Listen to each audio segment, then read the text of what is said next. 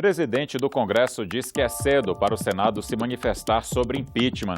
Prefeitos que gastarem mais do que arrecadam não terão mais as contas rejeitadas. Especialistas criticam proposta que muda regras para desapropriação de imóveis. E comissão de senadores e deputados aprova medida provisória que reforça a exportação de produtos brasileiros. Boa noite, você acompanha a partir de agora as principais notícias do Senado nesta terça-feira. O presidente do Congresso Nacional disse hoje que é preciso respeitar o calendário do impeachment da presidente Dilma Rousseff. Renan Calheiros destacou que o processo ainda está na Câmara dos Deputados e que qualquer manifestação do Senado neste momento seria precipitada. Com bom senso, com responsabilidade, nós não devemos antecipar fatos. O impedimento, ele tem uma data decisiva, que é o domingo. De uma vez por todas, a Câmara vai decidir se dará ou não autorização para o impedimento. Eu acho que é preciso aguardar sem sofreguidão. Como presidente do Congresso Nacional, quer dizer, depois dessa decisão de domingo, essa matéria virá ou não para o Senado. Então é preciso preservar o Senado, garantir o equilíbrio institucional, defender a Constituição, a democracia. Eu acho que é isso que esperam de mim.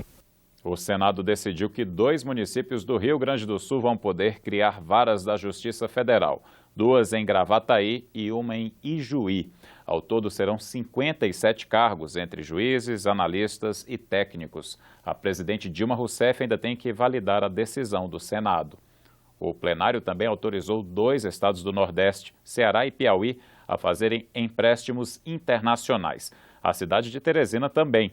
E o estado do Paraná ganhou mais tempo, 540 dias, para contratar um financiamento com o Banco Mundial. Todas essas operações de crédito vão somar 473 milhões de dólares. É dinheiro para projetos de saneamento, segurança e sustentabilidade. Com a autorização do Senado, os empréstimos já podem ser feitos.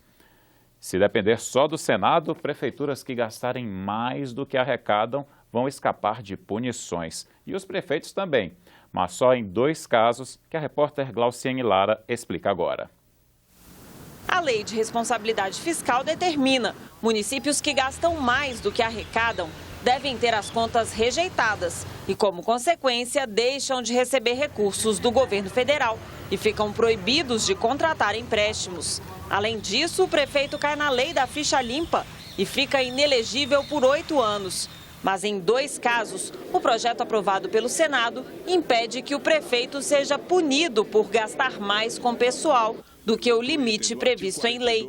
Primeiro, se a arrecadação diminuir mais de 10% por causa de isenções de impostos concedidas pelo governo federal. O espírito da lei é o seguinte: todas as vezes que o governo federal baixar o IPI, o Imposto de Produto Industrializado, cancelar a CID, cair a arrecadação, o prefeito que perde a arrecadação, o índice pessoal ultrapassa o valor que está na lei, que é 54, ele tem conta rejeitada. A partir dessa lei, ele não vai ter mais conta rejeitada. O outro caso em que o prefeito não é punido pelo aumento de despesas é quando houver redução das receitas de royalties e participação especial. Situação, por exemplo, dos recursos repassados aos municípios produtores de petróleo. O projeto foi aprovado por 54 votos favoráveis e só um contrário do senador Regufe. Vai fragilizar a lei de responsabilidade fiscal. Eu acho que o governo não gastar mais do que arrecada é um princípio que eu sempre defendi.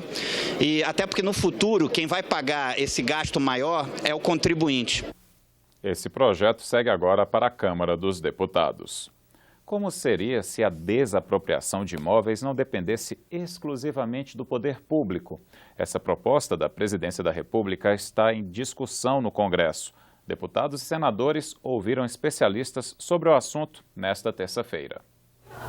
A criação de uma parceria público-privada para desapropriar uma casa ou um terreno foi criticada durante a audiência. Alguns convidados disseram que a justificativa para desapropriar um terreno não seria apenas o benefício da comunidade, mas um interesse privado. A partir do que a MP coloca aqui, vai ser possível qualquer pessoa ser obrigada a sair da sua casa, onde mora, e a gente sabe o que significa isso em termos de destruição da vida, de desarticulação da sua história. Agora eu vou ter que fazer isso porque uma empreiteira falou para mim: cai fora, porque no lugar aonde você está morando, você, seus vizinhos, etc., nós vamos fazer um shopping center. A representante do Instituto de Arquitetos do Brasil apontou comunidades que serão prejudicadas caso a medida provisória não seja alterada. A MP é potencialmente dirigida às favelas e áreas pobres bem situadas no contexto da cidade. A representante do Ministério das Cidades explicou que a desapropriação continuaria sendo responsabilidade do Estado e que ele apenas delegaria o processo às empreiteiras. O projeto que orientará essas desapropriações também é público. O projeto não está sendo delegado para a decisão de um privado.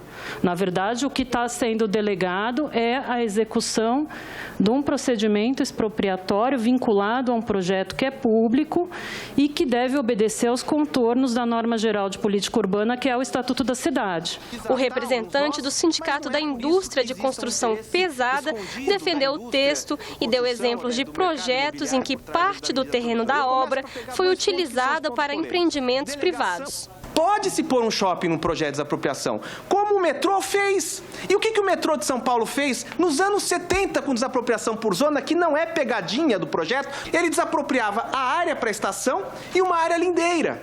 Por quê? Porque o metrô sabia que ia valorizar a propriedade privada. A deputada Soraya Santos deve utilizar o que foi exposto na comissão para escrever o texto final da medida provisória. Ela pediu ao Ministério das Cidades uma proposta para proteger as comunidades que podem ser atingidas. O planejamento seja da forma na parte de obras, mas em todos os setores da vida pública ou privada. É o planejamento que faz com que a gente possa medir todos os avanços, os prejuízos e contornar, os fatores internos e externos.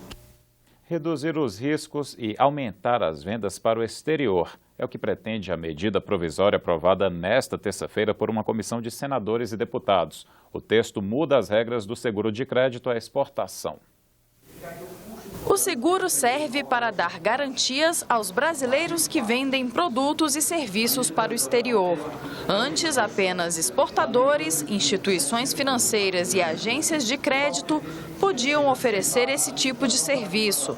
A medida provisória estende a possibilidade para seguradoras e organismos internacionais. O texto prevê, por exemplo, indenização caso o exportador não receba o pagamento do cliente. Se o produtor brasileiro exportar para um país e nesse país haja alguma dificuldade, digamos, política, e ele possa não receber esse produto, haverá um seguro nacional que pagará o produtor. Assim, com essa segurança, ele vai ter muito mais estímulo para colocar o seu produto no mercado internacional. O relator aceitou 4 mudanças sugeridas pelos parlamentares da comissão. Uma delas simplifica o acesso de micro e pequenas empresas ao seguro. O senador explica outra alteração acolhida. A medida provisória, em seu início, ela previa apenas os produtos agrícolas, mas nós aceitamos uma emenda para que possam ser produtos agrícolas e pecuários, ou seja, a exportação também de carne do Brasil. Hoje, esse seguro será permitido para exportações de armamentos, por exemplo. E a mudança permite agora que produtos agropecuários, no caso, que são exportados através de cotas para países específicos, eles possam também se beneficiar desse seguro. Você terá outras notícias a qualquer momento na nossa programação e também na página da TV Senado na internet. Obrigado pela audiência, boa noite e até amanhã.